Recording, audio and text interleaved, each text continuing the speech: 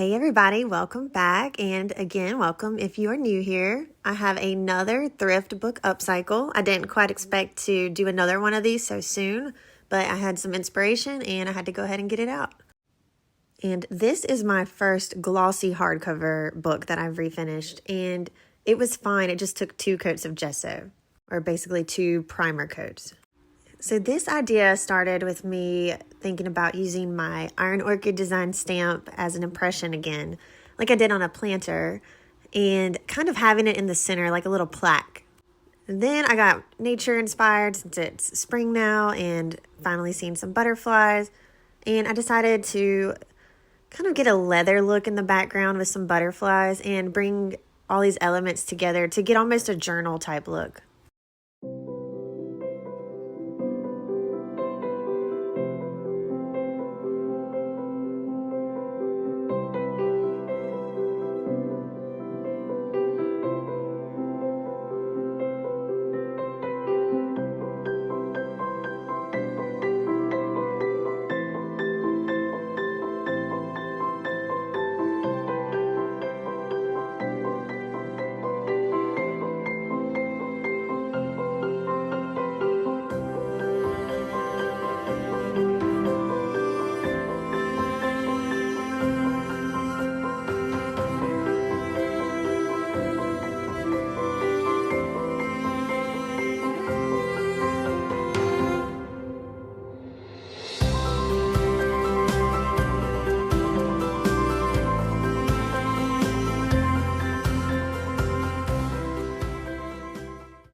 So now that my book has dried and I have a nice leather look, I'm going to go ahead and get my stamp out just to get an idea where the clay impression will go. And I want to add some butterflies. For this project, I end up pulling from a tube transfer as well as a smaller transfer pack that's just all butterflies. These are by Redesign with Prima. There are also some beautiful vintage style elements that I'm going to use as well that came with these same transfers. And I will say, when you use transfers on a darker background, sometimes you kind of risk that little line around them. So I do my best to minimize that by really burnishing it on there with a cloth after I apply my transfer. And then I go back and sand it later as well. I didn't over sand these though, because I didn't want them to appear too distressed. I also want to go ahead and note the painter's tape that I have. It is super, super helpful when you're using a tube transfer to control your masking paper on the top, because if it comes off and unravels, sometimes you can risk losing that transfer if they get stuck or something. So the painter's tape is a great tool to help yourself out with that, especially if you're making a lot of cuts like I'm doing. I also grabbed some transfers from a smaller pack that I've used and already had open, just to have some different colors to choose from. So believe it or not, as brutal as the internet can be, I'm still absolutely my own worst critic. And looking back at this, I would have added one more butterfly over that top portion of writing, just because it kind of gets lost in the background and almost looks like a little bit of a gap. But it didn't to me until the very end when I was photographing it.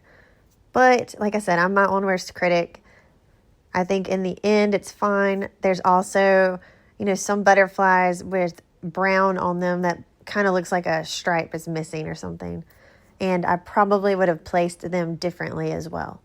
But that is the greatest thing about creating and doing these projects. I learn something with every single project that I complete, and typically only hopefully get better in the process.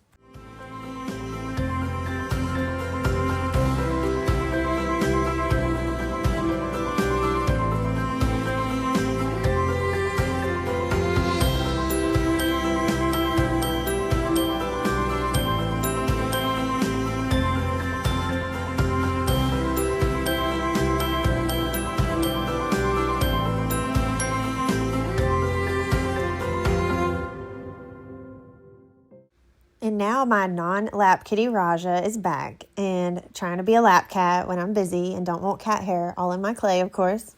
But gosh, he is so cute. It's always nice when you have a fresh bag of clay. And I just wanted to kind of show you guys what I do to get it workable, because it does take a while sometimes to get it to not be so sticky. So it's almost like laminating with dough.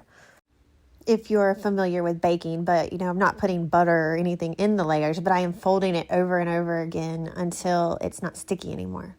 You can see it sticking to my little rolling pin, and it's going to stop doing that in a minute, and that's when it's ready to work with.